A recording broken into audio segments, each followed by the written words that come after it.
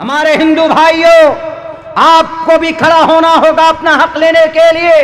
कोई दलित नहीं है, आप दलित बनाया गया। आपके वेदांत में दलित नहीं है, आप भारत के संविधान में आप दलित नहीं है, दलित है, लेकिन बराबरी का हक आपको दिया गया। नाम है सिर्फ आपका मंगलू, लेकिन आपका मकाम और आपका हक उतना ही है जितना एक बड़े ऊंचे खानदान वाले का जितना हक। हक की लड़ाई कौन लड़ा? इस्लाम लड़ा। मोहम्मदुर रसूलुल्लाह के गुलाम, चारों खलीफा, उनके बाद फिर जो सिस्टम शुरू होता है वहां से लड़े। एक औरत को थोटी थी। हजरत उमर फारूक ने कहा कि अगर कोई तलाक देगा तो लाखों करोड़ों रुपए अगर उसने महर में दिया अपनी बीवी को तो वो वापस नहीं मिल सकता, उसको वापस मिलना चाहिए, कुछ ना कुछ मिलना चाहिए। बीवी को तलाक होगी, अगर 5 करोड़ रुपए बीवी को महर में दिया हुआ है तो कम से कम आधे रिटर्न होना चाहिए। तो ये कुरान के खिलाफ फैसला था। तो एक औरत को इतनी हिम्मत थी, उस औरत ने अमीरुल मोमिनीन को कहा, ए उमर, अपना डिसीजन बदलो। ये थी बराबरी, ये थी जुर्अत, ये इंसाफ। उस औरत ने कहा कि आप कुरान के खिलाफ फैसला नहीं कर सकते। उनकी एक राय थी रखने की कि हम एक ऑर्डिनेंस ला रहे हैं, एक बिल ला रहे हैं कि भाई ऐसे ऐसे महर में कुछ ना कुछ मिलना चाहिए लड़के को। तो उन्होंने, औरत ने क्या कहा कि जब अल्लाह ने कुरान में फैसला कर दिया, जब अल्लाह का कुरान नस्से कती है, उमर फारूक, नबी ने कोई तब्दीली नहीं की, अबू बकर ने कोई तब्दीली नहीं की, तो आप कौन होते हैं? तो उमर फारूक ने कहा कि आज मुझे इस बुढ़िया ने दीन सिखा दिया। एक औरत को हक होता था अपना, एक औरत को हिम्मत होती थी अपना हक मांगने का। किसने ये जुरात दी, किसने ये पैगाम, किसने ये हक दिए बराबरी का? इस्लाम ने दिए। इस्लाम ने ये मकाम दिया है औरतों को, उनको सम्मान देना निकाह करके। वरना अमेरिका चले जाइए आप, अमेरिकन में वी आर लिविंग टुगेदर। आज अमेरिका में क्लिंटन, जो कुछ दिनों पहले सदर था अमेरिका का, उसने the state of union address में कहा था, यानी भारत अमेरिका का जो सदर होता है वो पूरे 5 साल में एक बार आवाम को, जनता को संबोधित करता। तो संबोधन में उन्होंने क्या कहा था अपनी स्पीच में? The state of union address में ये कहा था कि अनकरीब अमेरिका में हरामजादों की तादाद होगी, हरामजादे बास्टर्ड की तादाद होगी। अल्फाज बास्टर्ड के नहीं इस्तेमाल किए, लेकिन ये इस्तेमाल किया था कि born and the lots of people born without any wedlock. Wedlock मतलब निकाह को बोलते हैं अंग्रेजी में, वेडलॉक, यानी बच्चे पैदा होंगे बिना निकाह के। और यूरोप में हो रहा है, यूरोप के अंदर हो रहा है, वहां पर बच्चे पैदा होते हैं, शादी नहीं होती। आज हमारे भारत में भी वो कल्चर आ गया है, लिव इन रिलेशन, फैशन। देखिए, इज्जत, जिना को कितना खूबसूरत नाम दिया, वी आर लिविंग टुगेदर। वाह, बहुत खूबसूरत लफ्ज है, बहुत प्यारा लफ्ज है। And we are relationship from the long time, हम बहुत जमाने से रिलेशनशिप में हैं। रिलेशनशिप का मतलब नाजायज संबंध में है। बताइए कितना खूबसूरत नाम दिया मेरे भाइयों, मेरे साथियों। किसने औरत को मकाम दिया? हरामी बच्चे पैदा होते थे, लेकिन अल्लाह के नबी ने कहा नहीं चलेगा ये। अगर किसी औरत से तुम्हें प्यार है, मोहब्बत है, तो जायज करो उसको, वेडलॉक करो पहले। The first of will be wedlock and after that you can, तब आप you can with her the relationship continue आप कर सकते हो, उनके साथ आप आगे रिश्ता बढ़ा सकते हो। मकाम किसने दिया? कुरान ने दिया। मकाम किसने दिया? मोहम्मद रसूलुल्लाह की जिंदगी ने दिया। लेकिन आज लोग तुले हैं जनाब इस्लाम को बदनाम करने में। मैं लिख कर देता हूं, नहीं प्रूफ कर सकते, इस्लाम के मुकाबले में नहीं आ सकते कोई भी, कहीं से कहीं तक भी। ऐसा नहीं कि उमर फारूक थे, 23 लाख मुरब्बा मील को फतह किया था तो जो मन में आया किया, नहीं। कुरान के खिलाफ, नबी पाक अलैहिस्सलाम के फरमान, उनके तरीके के खिलाफ उमर फारूक को भी अधिकार नहीं। इतने बड़े ताकतवर जनरल, मशरिक और मगरिब को फतह किया, हजरत अब्बास के घर का परनाला उखाड़ कर फेंक दिया, हजरत अब्बास रजी अल्लाह ताला अन्हु के घर का परनाला, चूंकि पानी निकलता गिरता था मस्जिद नबवी के करीब में, तो नमाजियों को दिक्कत और दुश्वारी होती थी। तो हजरत उमर फारूक ने देखा तो हजरत अब्बास गायब थे, उनके अदम मौजूदगी में परनाला को उखाड़ कर फेंक दिया जाता है। तो उसके बाद क्या होता है पता है? उसके बाद हजरत अब्बास आते। हजरत अब्बास ने कहा कि ये परनाला कौन उतारा? तो लोगों ने कहा कि अमीरुल मोमिनीन ने उतार दिया परनाला। गुस्सा हो गए।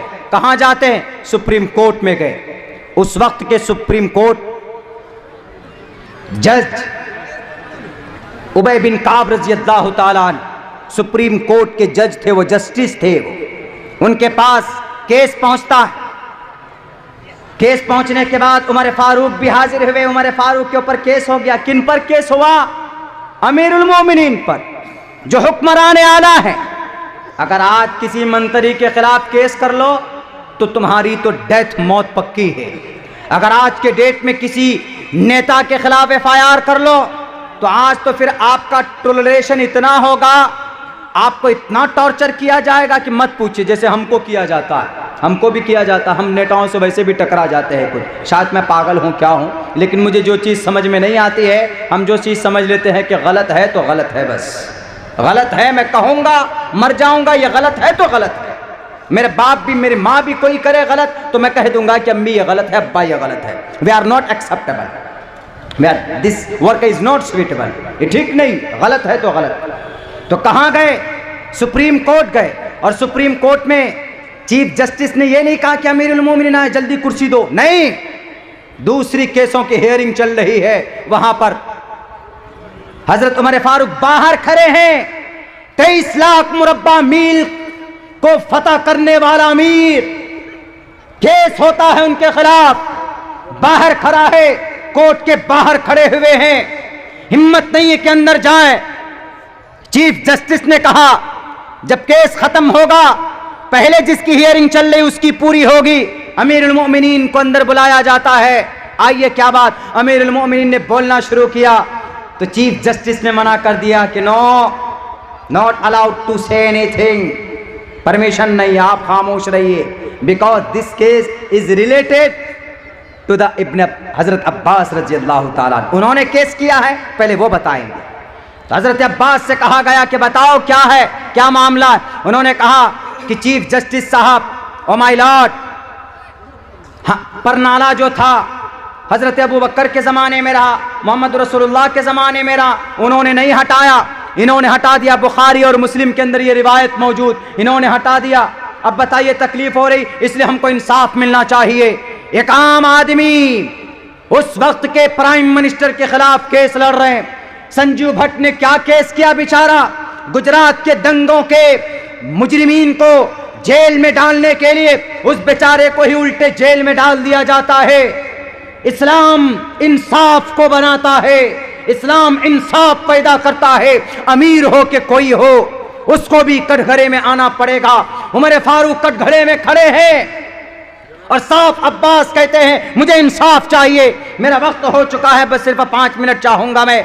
तो हजरत अब्बास रजी अल्लाह ताला ने कहा कि चीफ जस्टिस साहब, ओ माय लॉर्ड, मुझे इंसाफ, I want to justice, I want to इंसाफ, मुझे इंसाफ चाहिए, मुझे जस्टिस चाहिए। मुझे नहीं कुछ चाहिए कि अमीरुल मोमिनीन है कि नहीं है, मुझे इनसे डर नहीं लगता कि नहीं अमीरुल मोमिनीन है तो मुझे कत्ल कर देंगे, नहीं। लेकिन वो अमीरुल मोमिनीन थे, वो भी खड़े होकर सवालों का जवाब देते हैं। इतने में फिर हजरत अब्बास बोलने लगे, जज साहब एक बात और बोलो, वो जो परनाला लगा है वो मोहम्मद रसूलुल्लाह के मशवरे से लगा है, और मोहम्मद रसूलुल्लाह ने निशान देकर खुद खड़े हुए मोहम्मद रसूलुल्लाह और मुझे कहा कि चचा आप मेरे कंधे पर आकर के इस परनाले को लगाइए। उन्होंने कहा अच्छा ऐसा हुआ? हजरत अब्बास से चीफ जस्टिस ने कहा कि एनी आई विटनेस, कोई गवाह है तुम्हारे पास? तो फौरन गए, अंसार को लेकर आए। तो 2-3 साहबी ने कहा कि हाँ अल्लाह के चीफ जस्टिस जज साहब, इन्होंने जो बातें कही वो बिल्कुल सही है। तो हजरत इतना सुनना था कि उमर फारूक की आंख से आंसू निकलने लगे। उन्होंने कहा ए अब्बास, मुझसे गलती हो गई, मुझे मालूम नहीं था। आओ, जैसे मोहम्मद ने लगवाया था मैं आज तुम्हारे परनाले को वैसे ही लगवाता हूं।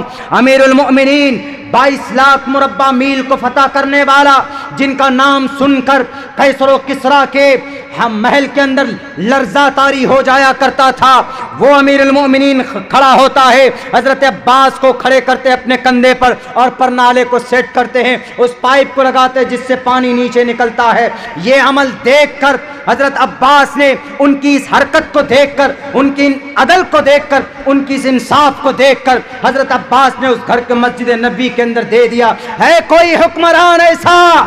बताओ आज की तारीख में तकरीबन 5000 ऐसे एमपीज एमएलएस हैं, 500 पिछले जब से आजाद हुआ है भारत तब से लेकर आज तक, जिन पर रेप के केसेस हैं, जिन पर चोरी के केसेस हैं, डाके डालने के केसेस है कोई माए का लाल जो उन पर केस चलाए और उनके ऊपर ट्रायल शुरू करे? नहीं चला पाओगे। क्यों? तुम्हारे पास ऐसा कोई निजाम ही नहीं है। अगर ऐसा कोई निजाम है कहीं पर तो वो इस्लाम के अंदर है। बराबरी का निजाम अगर कहीं पर है, मसावात का कोई निजाम अगर कहीं पर है तो वो मोहम्मदुर रसूलुल्लाह की लाई हुई शरीयत, अल्लाह की भेजी हुई कुरान के अंदर है।